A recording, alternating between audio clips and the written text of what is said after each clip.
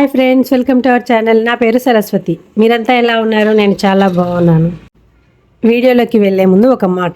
ఈ వీడియోలో నేను చాలా ఇంపార్టెంట్ విషయం చెప్తున్నాను.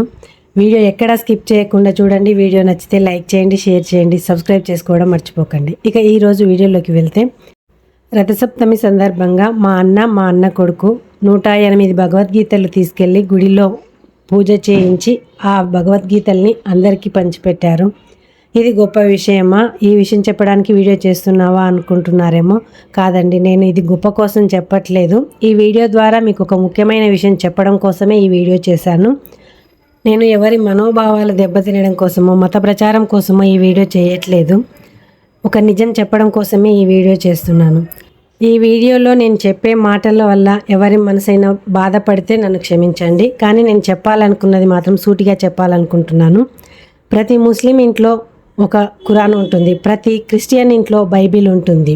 కానీ ప్రతి హిందూ ఇంట్లో భగవద్గీత ఉంటుందా? ఉంటే ఎంతమంది ఇళ్లలో ఉంటుంది? మనం భగవద్గీతని ఎలా చూస్తున్నామంటే, మనకి వయసు అయిపోయిన తర్వాత కృష్ణారామ అనుకుంటున్న సమయంలో చదువుకునే ఒక పుస్తకంలా చూస్తున్నాము. అది భగవద్గీతకు పట్టిన దుస్థిత, లేకపోతే మనం పట్టిస్తున్న దుర్గత అర్థం కాదు. కానీ భగవద్గీత మనిషి మనుగడలో మమైకమైనదే భగవద్గీత. మనిషి పుట్టుక, చావు, ఆది, అంతం అన్నీ భగవద్గీతతోనే ముడిపడి ఉన్నాయి. మనిషి ఎలా నడుచుకోవాలి, ఎలా నడుచుకోకూడదు, ఎలా బ్రతకాలి, ఎలా బ్రతకూడదు అని నేర్పించేదే భగవద్గీత. మంచి ఎప్పటికైనా గెలుస్తుందని పాండవుల ద్వారా చెప్పింది భగవద్గీత.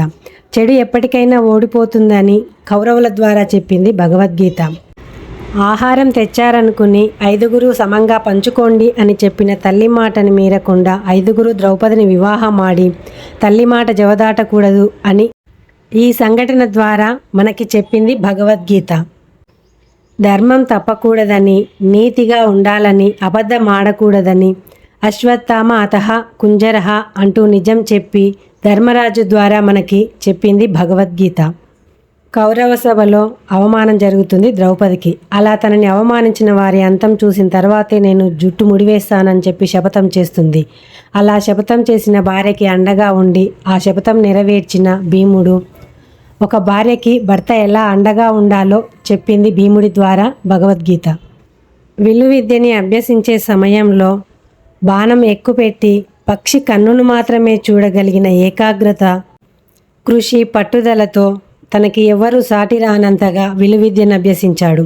కృషి, పట్టుదల, ఏకాగ్రత ఉంటే ఏదైనా సాధించొచ్చు అని అర్జునుడి ద్వారా చెప్పింది భగవద్గీత.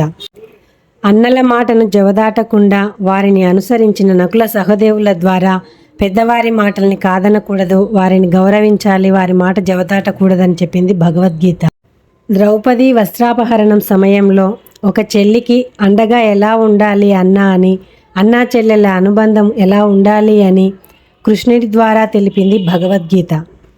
ప్రాణ స్నేహితులు ఎలా ఉండాలి అని దుర్యోధనుడు కర్ణుడి ద్వారా తెలిపింది గీత. ప్రాణం పోయే సమయంలో కూడా మన ముందుకు వచ్చి చేతులు చాచి దేహి అని అడిగిన వారికి సాయం చేయాలి అని కర్ణుడి ద్వారా చెప్పింది భగవద్గీత. ఇలా మనిషి మనుగడకి అవసరమయ్యే ఎన్నో విషయాల్ని భగవద్గీత మనకు బోధిస్తుంది. భగవద్గీత మనకి ఎంతో పవిత్రమైన గ్రంథం. ఒకప్పుడు దేవాలయాలలో భగవద్గీతామృతాన్ని ఘంటసాల గారి గానామృతంతో గ్రామ్ఫోన్ రికార్డుల్లో వేసి వినిపించేవాళ్ళు. అలా నిద్ర లేవగానే మనకి భగవద్గీత వినపడగానే ఒక ఆధ్యాత్మిక చింతనకి లోనయ్యే వాళ్ళం. భగవంతుడి సన్నిధిలో ఉన్నట్లుగా భావన కలిగేది. అలాంటి పవిత్ర గ్రంథాన్ని మనం ఇప్పుడు ఎక్కడ ఎలా వింటున్నామంటే, ఎవరో చనిపోయిన దగ్గర భగవద్గీతని పెడుతున్నారు. భగవద్గీతకి మనం ఎలాంటి దుస్థితి పట్టించామంటే, చనిపోయిన వారి దగ్గర వినిపించే ఒక పాటగా మార్చేశాం.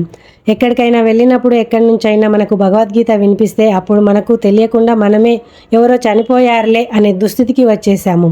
ఈ దుస్థితి మారాలంటే ముందు మనలో మార్పు రావాలి. ప్రతి ఒక్కరూ భగవద్గీత వారి వారి ఇంట్లో ఉండేలా చూసుకోవాలి.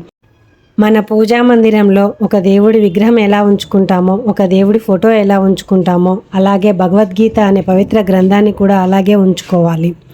ఇది ఫ్రెండ్స్, ఈ వీడియో ద్వారా నేను మీకు చెప్పాలనుకున్న విషయం. ఈ వీడియో నలుగురికి ఉపయోగపడుతుంది అనుకుంటే షేర్ చేయండి. వీడియో నచ్చితే లైక్ చేయండి, సబ్స్క్రైబ్ చేసుకోవడం మర్చిపోకండి. Thank you for watching.